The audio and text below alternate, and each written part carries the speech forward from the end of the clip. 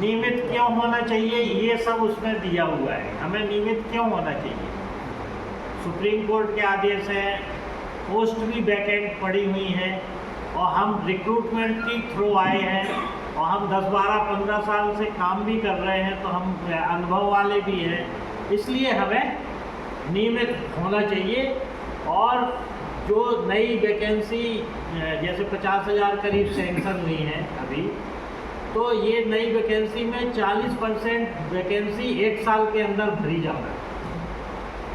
1 साल के अंदर भरी जाना है ये 40% वैकेंसी, मतलब मान लो कि 20,000 वैकेंसी लगभग ये 1 साल के अंदर भरी जाना है। तो हमारा मतलब ये कहने का है कि नियमित भर्ती निकालने के पहले, नियमित भर्ती जो रिक्रूटमेंट के लिए निकलेगी उसके पहले हमें नियमित किया जाए, मतलब संविदा वालों को 5,000 लोगों को पहले नियमित कर दिया जाए और उसके बाद ही ये वैकेंसी नए लोगों को भर्ती के लिए निकाली जाए। इसमें एक चीज़ ये भी है कि जो नया ओएस आया है उसमें संविदा की कोई पोस्ट है नहीं है, इसलिए जो भी संविदा के लोग हैं उनको सबको नियमित हो जाना चाहिए, क्योंकि अब ओएस में संविदा की कोई पद नहीं है।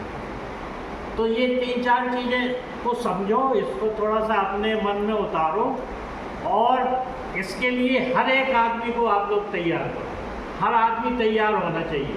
इसीलिए अपन ने ऐसा किया कि पहले अपन ने कलेक्टर को ज्ञापन दिया, फिर वो विधायक और ये मंत्री या सांसद को भी ज्ञापन दें, जिससे कि मुख्यमंत्री तक अपनी बात पहुँचे। और 2 तारीख को इसलिए अपन ने संडे को रखा है कि अभी कोई हम हड़ताल नहीं कर रहे, किसी से अपने को कोई भी बोले कि हड़ताल पे जा रहे हैं तो कहना हम हड़ताल पे नहीं जा रहे, हम ध्यानाकर्षण करने जा रहे हैं मुख्यमंत्री का, कि मुख्यमंत्री हमारी बातों को सुने और हमारे जो नियमित करने की है कि नियमित कर सकते हैं, सब नियम कानून हमारे फेवर में है, तो उनको हमें नियमित होना चाहिए। और हम इसलिए मुख्यमंत्री के ध्यानाकर्षण के लिए ये कार्यक्रम कर रहे हैं। हम वैसे कई जगह हम ये एमडी लेवल तक तो हम ये बातें पहुंचा चुके हैं कि क्यों होना चाहिए, आप लोगों ने भी मुख्यमंत्री के, लेकिन केवल पत्रों से कुछ नहीं होता है, हमें अपनी स्ट्रेंथ को भी दिखाना पड़ेगा फील्ड में, वो सबसे ज़्यादा ज़रूरी है। तो अभी तो संडे है और 2 तारीख को, तो इसलिए अभी यहाँ जितने लोग बहुत शॉर्ट नोटिस पे इतने लोग इकट्ठे हो गए, बहुत अच्छी बात है।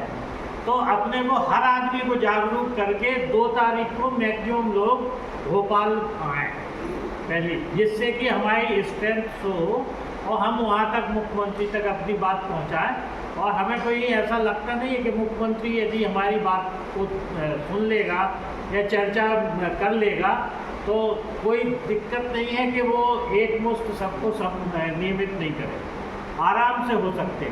तो हमारा छोटा सा एक ही पॉइंट है जिस पे हम ये वाली यूनाइटेड फोरम के बैनर तले ये वाली लड़ाई लड़ेंगे कि संविदा का नियमितीकरण, केवल एक। अभी हम सब लोगों को लेके चलते थे तो सबकी डिमांड भी रखते थे उसमें, तो कहीं कोई डिमांड आगे पीछे भी होती थी, लेकिन आज की डेट में केवल संविदा के नियमितीकरण की मांग हम कर रहे हैं और संविदा का नियमितीकरण। तो यदि हमने 2 महीने 3 महीने थोड़ा अच्छी तरीके से तैयारी कर ली तो ऐसा कुछ नहीं है कि अब हम नियमित सब लोग नहीं हो सकते। तो इस पे ही ध्यान दें और ज़्यादा इतना कहने की ज़रूरत नहीं है। वो जो ज्ञापन है उसको भी पढ़ लो अपने पूरा, तो उसमें 2, 2.5, 3 पेज का है वो ज्ञापन। तो हमारा मतलब ये है कि सब लोग पढ़ भी लो उसको, जिससे कि सबको समझ में आए कि हमें नियमित होना है तो क्यों होना है। ये बिल्कुल उसमें स्पष्ट रूप में है कि मध्य प्रदेश शासन ने भी कुछ विभाग वालों को नियमित किया है बिना परीक्षा के, 2 भी कारण हैं, सुप्रीम कोर्ट का भी कारण है, पद भी खाली पड़े हुए हैं वो भी कारण है। तो ऐसे बहुत से कारण हैं कि हमें नियमित अब हो जाना चाहिए। बहुत से हमने उसमें वो भी दिए हैं कि नियमित करने से उस पर कोई भार नहीं आना है, आर्थिक भार सरकार पे नहीं आना है, इनको ट्रेनिंग नहीं देने पड़ेगी तो वो खर्चा भी बचेगा। मतलब ट्रेनिंग की ज़रूरत तो है ही नहीं, जहाँ काम कर रहे 10-10, 12-12 साल से, तो ट्रेनिंग की कोई ज़रूरत नहीं। तो ये सब चीज़ें उसमें लिखी हुई हैं, इन सबको पढ़ो और अपने हर आदमी को तैयार करो कि वहाँ पे चलना है। मतलब 2 तारीख को तो आना ही है, उसमें उसके बाद यदि कोई चर्चा होती है तो अपन रखेंगे, और नहीं होती हैं तो फिर अपन आगे का प्रोग्राम जो भी होगा धीरे धीरे वो अपन बनाएंगे, और उसमें अपन को सफलता ज़रूर मिलेगी। ये अपन अपने मन में रखें कि हम यदि कुछ करेंगे तो हमें सफलता ज़रूर मिलेगी, तो अपने को ये करना है। अब यदि कोई कन्फ्यूजन हो किसी को तो पूछ ले, बस हमें इतना ही कहना।